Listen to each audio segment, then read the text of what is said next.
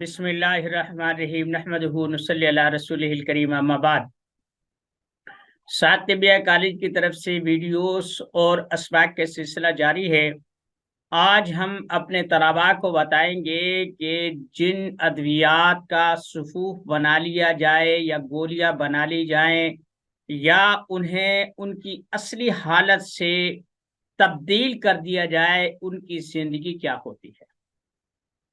عمومی طور پر اگر ایک موسم بہار میں یا جب بھی وہ جڑی بوٹی ملتی ہے اسے اکھاڑ کر رکھنے پر، اسے سکھائیں، اسے بہت سارے لوگ کہتے ہیں کہ یہ سائے میں خشک کریں، بہت سارے لوگ کہتے ہیں جیسے بھی چاہے خشک کرے۔ تو اس میں ایک چھوٹی سی رائے ہے۔ رائے یہ ہے کہ جو پھول ہیں جن میں خوشبو ہوتی ہے، مہین باریک ذرات ہوتے ہیں، خوشبو بنیادی طور پر ایک ایسی طاقت ہوتی ہے کہ جو اس پھول سے یا اس جڑی بوٹی سے تسلسل کے ساتھ وائبریشن کرتی ہوئی باہر کی طرف آتی ہے، یعنی وہ ایک طاقت ہے۔ تو وہ جو طاقت ہوتی ہے اسے محفوظ رکھنا ہی جڑی بوٹی کو محفوظ رکھنا ہے۔ جب اسے ہم مناسب انداز میں خشک کر کے بوتل میں بند کر لیں گے، کسی ایئر ٹائٹ اس میں بند کر لیں گے، تو اس کی طاقت برقرار رہے گی۔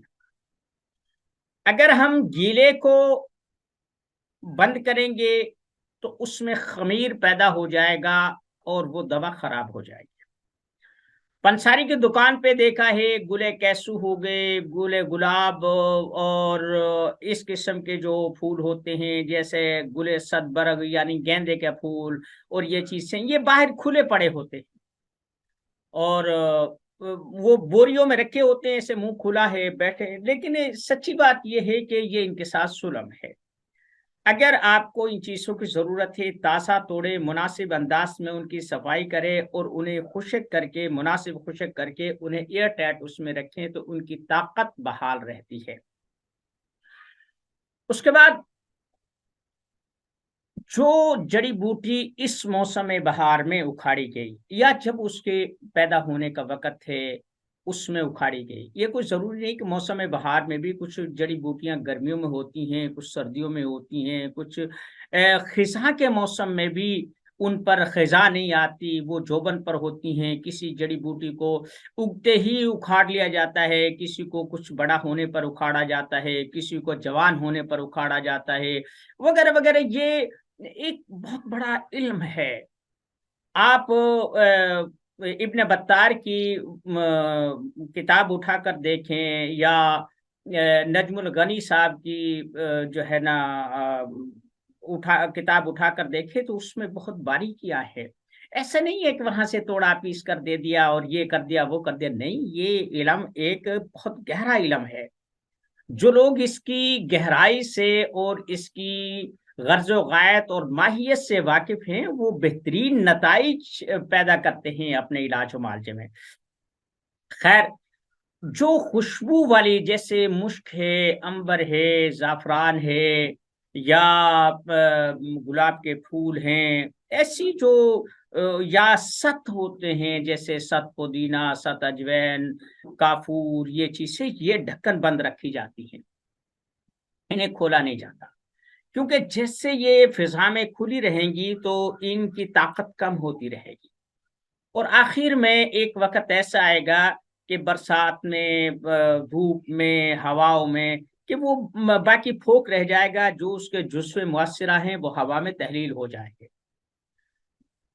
یہ تو ہو گئی، اس پر ہم تفصیلاً ویڈیو بھی بنائیں گے، کتاب بھی ہم نے لکھی ہیں، العقاقیر المیسرہ نامی ہماری کتاب ہے، 3 حصوں میں ہے، اس میں عضلاتی بھی ہیں، غدے بھی ہیں، اعصابی بھی ہیں، انہیں ترتیب سے ہم نے لکھا ہے اور پھر اس پہ کافی محنت کی گئی تھی، ان کی رنگین تصاویر ہیں اور پھر ان کو ہم نے اپنی ویب سائٹ طب فور آل اور دنیا کا علم پر ہم نے وہ अपलोड कर दी थी, नेट पर मौजूद है, अल अकाकीर उल मयस्सरा के नाम से आप सर्च करेंगे तो आपको मिल जाएंगे। वो तकरीबन 500 550 जड़ी बूटियां हैं।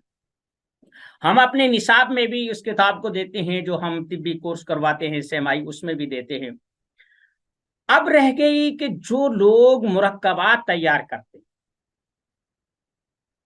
और वो लोग बड़ी मिकदार में, जो है ना, चूरन हो गया, सुफूफ हो गया, या ऐसी जड़ी बूटी बहुत बड़ी मिकदार में मनों के हिसाब से जो लोग तैयार करते हैं, अगर उनकी दवा में निकासी है और गहा गा रहे हैं, वो लोग सप्लाई कर रहे हैं, तो इसमें कोई कबात नहीं है। 10 मन आप तैयार करें, 100 मन तैयार करें। लेकिन अगर आपने स्टॉक करना है कि आपने एक चीज को पिसवाया, 2 4 5 जड़ी बूटियों को मुरक्कब किया, पंसारी से ही कहा कि भाई इसे पीस दो, उसने पीस कर दे दिया, अब इसकी उम्र क्या है? ये बहुत बड़ा सवाल है। मुरक्कबात जो होते हैं देसी किस्म, जिसमें किसी किस्म का कोई केमिकल नहीं, कोई गैसेस नहीं, और कोई ऊपर की चीज नहीं, इधर से बिलफर्ज हल्दी, सौंफ, मलट्ठी, धनिया, ये एक बहुत मशहूर हमारा वो नुस्खा है। अब हमने ये चारों चीज से पिसवा ली, अब इसकी उम्र क्या है? अगर खुला रखना है तो बहुत कम उम्र है, अगर इससे बंद रखना है तो फिर उस वक्त तक इसकी उम्र है जब तक इसमें सुंडी पैदा ना हो जाए। जब एक खास वक्त होता है, अगर अद्वियात को सुखा लिया जाए, पिसवाने के बाद भी आप उसे सुखाएं, खूब धूप लगवाएं, और उसके बाद फिर उससे किसी एयर टाइट डब्बे में, एक बात याद रखें कि धूप, जलती हुई धूप से जब आप गरम गरम किसी डब्बे में रखते हैं, ये मुनासिब नहीं है।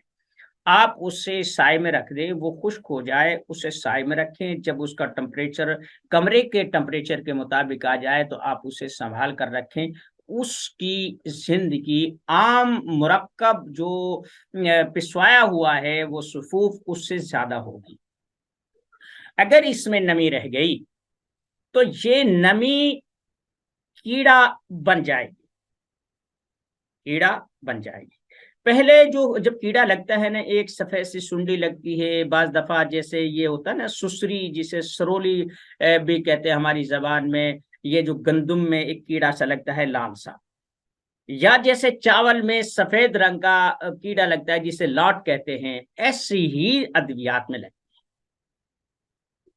उसकी बड़ी निशानी ये होती है कि जो ये लाल कीड़ा होता है ये तो खैर नजर आ जाता है, और जो सुंडी होती है ना, वो ऐसे ना वो गोली सी बना देती है उसकी, यानी वो जब खाती है उसका कोई अल्लाह ने रखा है कि जहां वो होगी तो उसमें वो गेंद नुमा वो डलियां बनना शुरू हो जाएंगी।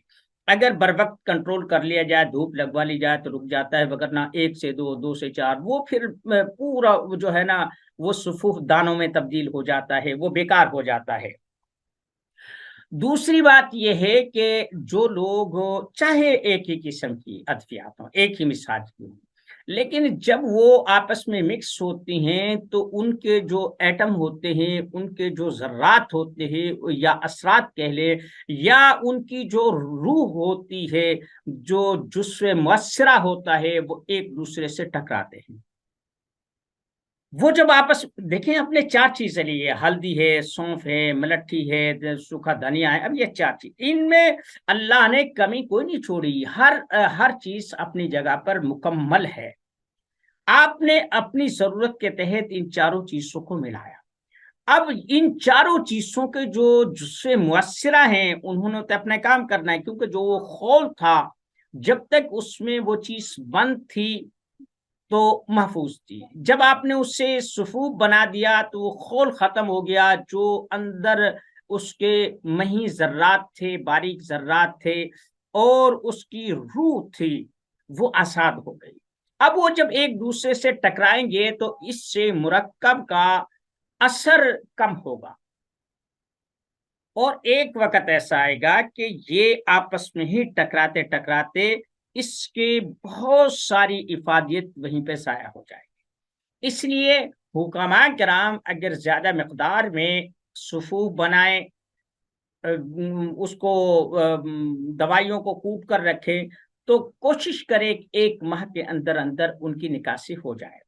اگر 1 ماہ سے زیادہ ہے اور سیم سیلاب ہے اور وہاں نمی ہے جہاں وہ رکھتا ہے، تو پھر ہفتے 10 دن میں اس کو دھوپ لگواتے رہیں۔ اور اگر مہینے میں وہ صفوف ختم ہو جائے تو وہ کسی حد تک اپنی اصلی حالت پہ رہتا ہے۔ جیسے وقت نکلتا جاتا ہے، یہ دوائی ایک دوسری سے ٹکرا کے بھی آپس میں کمزور ہوتی ہیں، ایلیمنٹ آپس میں ٹکرا کے بھی ایک دوسرے کو ریفیوز کرتے ہیں، کمزور کرتے ہیں، تباہ کرتے ہیں۔ آپ بات سمجھ گئے؟ لیکن میں جو اپنے طلباء کو پڑھاتا ہوں یا جو میری اپنی جو کیفیت ہے وہ یہ ہے کہ میں تازہ ادویات، بھائی ہم لوگ دیہات میں رہتے ہیں، بھنگرا تازہ موجود ہے، یہاں پر پودینہ تازہ ملتا ہے، سونف تازہ ملتی ہے، یہاں پر ہلدی ملتی ہے، یہاں پر آپ کیکر لے لیں، آپ سرس لے لیں، آپ ٹالی یعنی شیشم لے لیں، برگد لے لیں، یعنی جو چیز پنساری سے ملتی ہے ہمیں تازہ حالت میں مل جاتی ہے، کوئی پریشانی نہیں ہوتی۔ وہ لوگ جو شہروں میں رہتے ہیں، ان چیزوں سے محروم ہے، یہ نعمتیں انہیں میسر نہیں ہے، ان کے لیے میں یہ کہتا ہوں کہ آپ لوگ اگر کوئی دوا بناتے ہیں تو اسے محفوظ بھی رکھیں، اور اگر کیڑا لگ جائے، دیانتداری یہ ہے کہ وہ چیز مہنگی ہے یا سستی ہے اسے ضائع کر دیں۔ اب دیکھیں، میں عمومی طور پر اعصاب کی بیماریوں میں جہاں دردیں ہو جائیں، اعصابی دردیں پورے جسم میں پھوٹنے لگ جائیں، نزلہ زکام ہو جائے، میں اس میں کنب ہندی استعمال کنب ہندی آپ سمجھے بھائی، بھنگ، یہ بھنگ بہت قیمتی چیز ہے۔ میں یہ نہیں کہتا کہ آپ اس کو گھوٹ کر پینا شروع کر دیں، لیکن ادویاتی طور پر مناسب انداز میں اس کا استعمال تریاق کا اثر رکھتا ہے۔ کسی کی بھوک بند ہو جائے اس میں یہ کام کرتا ہے، کسی کے دردیں نکلے اس میں کام کرتا ہے۔ ادویات میں شامل کرنے سے یہ ڈائسی پام کا کام کرتی ہے، یعنی جو وہ منشیات جو لوگ استعمال کرتے ہیں ان کے لیے یہ کام کرتی ہے۔ ہاں، جب ایک خاص مقدار سے زیادہ آپ استعمال کریں گے تو یہ نشے میں آئے گی۔ تو بہرحال میں اسے استعمال کرتا ہوں، اور عمومی طور پر جب یہ جوبن پر ہوتی ہے تو میں اس کے پتے سکھا کر انہیں محفوظ کر لیتا ہوں۔ اب کل میں نے دیکھا جب نیا سٹاک آیا، جب استعمال کی ضرورت ہوتی ہے تبھی کرتا ہوں، خواہ نہیں کرتا، تو میں نے دیکھا کہ اس میں بھی سنڈی لگ چکی ہے۔ یہ میری زندگی میں پہلا تجربہ تھا کہ کوئی چیز سال بھر پڑی رہی، وگرنہ نکل جاتی ہیں جتنی بھی دوائیں آئیں۔ میں کیلکولیٹ ادویات کا سٹاک رکھتا ہوں، اس کے بعد اسے نکاس کر دیتا ہوں۔ تو اس میں نے دیکھا کہ اس میں کیڑا پیدا ہو چکا ہے، تو میں نے جتنی بھی وہ تھی وہ سب پھینک دی، اور اس میں جو ہے نا تاسا جو سٹاک آیا تھا میں نے وہ جمع کر لیا۔ میں تمام ادویات کے ساتھ عمومی طور پر ایسا ہی کرتا ہوں۔ تو کوشش کریں کہ جو ادویات آپ اصلی حالت میں رکھ سکتے ہیں اپنے سٹاک میں، وہ اصلی حالت میں رکھیں، لیکن انہیں بھی محفوظ رکھیں۔ جب آپ ان کا صفوف بنا لیں تو کوشش کریں کہ 1 ماہ کے اندر اندر اس کی نکاسی کر دیں۔ اگر زیادہ ہے تو پھر اس میں احتیاط رکھیں۔ دوسری اہم بات یہ ہے کہ جب آپ ادویات بنائیں تو ان پر چٹ لگا دیں، یا ان کے اندر ایک چٹ رکھ دیں کہ اس کے کون کون سے اجزاء ہیں، کتنی مقدار ہے۔ جب ہر وقت آدمی کا استحضار نہیں رہتا، جب آدمی ڈبہ کھولتا ہے یا اس کا لیبل پڑھتا ہے تو اسے پتا ہوتا ہے کہ یہ مرکب فلاں جگہ پر کام آئے گا۔ اور پھر میری جو کیلکولیشن ہے نا میرے دوا خانے کی، وہ بہت محدود ہے، لمبی چوڑی نہیں ہے، 5 7 10 ادویات ہیں، اس سے زیادہ نہیں ہے۔ الحمدللہ اس سے ہی پورے امراض کو میں کنٹرول کرتا ہوں، اور اللہ ان میں شفا رکھتا ہے۔ بس اتنی سی بات تھی کہ آپ ادویات کو کس انداز میں، پھر ہم شربت کے بارے میں، گولیوں کے بارے میں اور ان کے بارے میں بھی اگلی ویڈیو میں ہم بات کریں گے۔ وما علینا الا البلاغ المبین۔